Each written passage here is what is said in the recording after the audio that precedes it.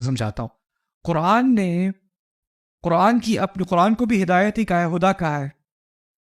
اور قرآن کی مثال سمجھانے کے لیے پانی کی مثال دی ہے.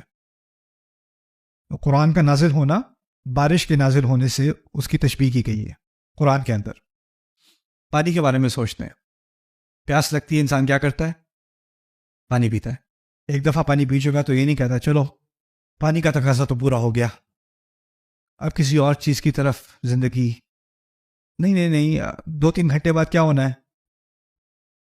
پھر جسم خالی ہونا شروع ہو گیا پانی سے، دوبارہ پانی، پھر 2-3 گھنٹے بعد دوبارہ پانی، پھر دوبارہ پانی، پھر دوبارہ پانی. آپ اپنے جسم کو برقرار نہیں رکھ سکتے، زندگی برقرار نہیں رہ سکتی بغیر پانی کے.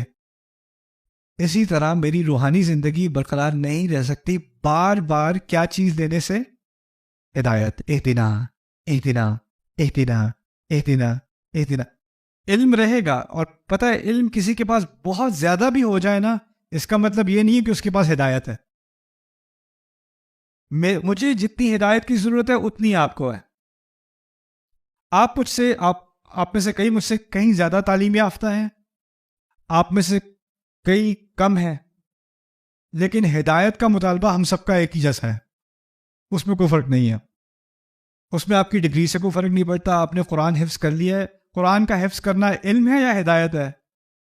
علم ہے. علم کے زیادہ ہونے سے ہدایت کی گارنٹی نہیں ملتی.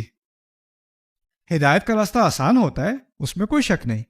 اب آپ کے پاس وہ معلومات ہیں جن کے ذریعے سے آپ ہدایت لے سکتے ہیں، لیکن اس کا مطلب یہ نہیں کہ آپ کے پاس اصل میں ہدایت ہے. آپ کے پاس معلومات ہیں. ہدایت اور چیز ہے. ہدایت مانگنی پڑتی ہے. ہدایت کبھی آپ اون نہیں کر سکتے. اس کا مطلب کیا ہوا کہ میں یہ کبھی نہیں کہہ سکتا اللہ کا شکر ہے پچھلے سال اللہ نے مجھے ہدایت دے دی، اب میری دعا ہے کہ باقی فیملی کو بھی ہدایت دے دے، کیونکہ مجھے تو دیتی اب میری جیب میں ہے، ان بیچاروں کو بھی مل جائے تو ان کا بھی بھلا ہو جائے. میرے ذہن میں کبھی آئے گا نہیں کہ میں اب ہدایت کے اسکول سے گریجویٹ ہو چکا، میری ہدایت کی ڈگری ہے، باقی بیچارے مسکین اب ان کو دینے کی ضرورت ہے. یہ ذہنیت آئے گی نہیں میرے دماغ میں کبھی، کیونکہ ہر نماز میں میں اس بات کو اپنے آپ کو یاد دلاتا ہوں کہ مجھے کس چیز کی ضرورت ہے؟ سب سے پہلے ہدایت کی. اچھا، اب نمازیں ہماری کم از کم 5 ہیں، کچھ گھنٹوں کے وقفے سے.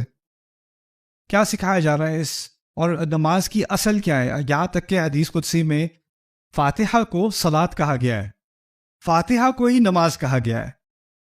اور اس جو نماز کی بنیاد ہے وہ فاتحہ ہے.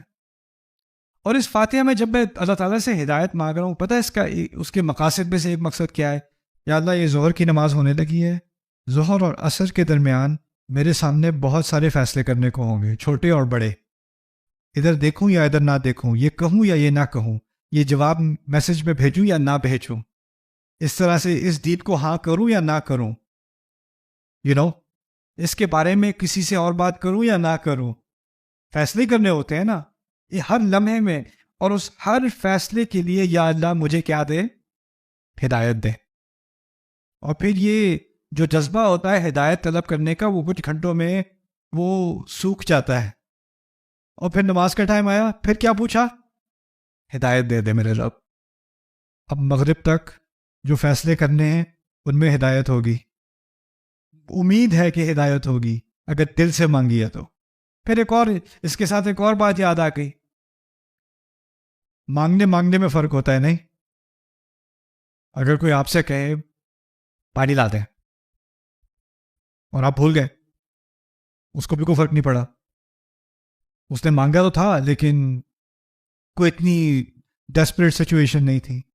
اور کوئی آ رہا ہے بہت پیاس لگی ہے، پانی دے دیں پلیز پانی. لیکن پھر آپ موسم پہ بحث نہیں کرو گے، آپ کیا اچھا میں بھی لے کے آتا ہوں.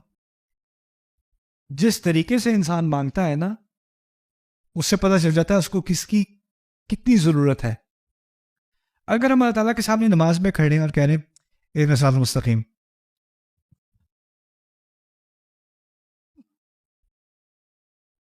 مانگنے میں رویہ بھی ہوتا ہے کہ نہیں ہوتا؟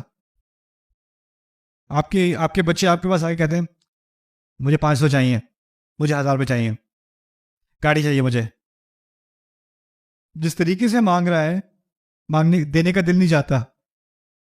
ایسے مانگتے ہیں, ایسے بات کرتے ہیں. یہ تمیز ہے بات کرنے کی. پھر آپ بچے کو تمیز سکھاتے ہیں کہ پوچھا کہ تمیز سے پوچھا جاتا ہے, ادب سے پوچھا جاتا ہے, اور پھر آپ نماز پہ کھڑے ہو کہتے ہیں اللہ اکبر. اس کو تو تمیز سکھا دی کہ مجھ سے کیسے پوچھتے ہیں, اور جس طریقے سے ہم اللہ سے پوچھتے ہیں اہدنا الصراط المستقیم.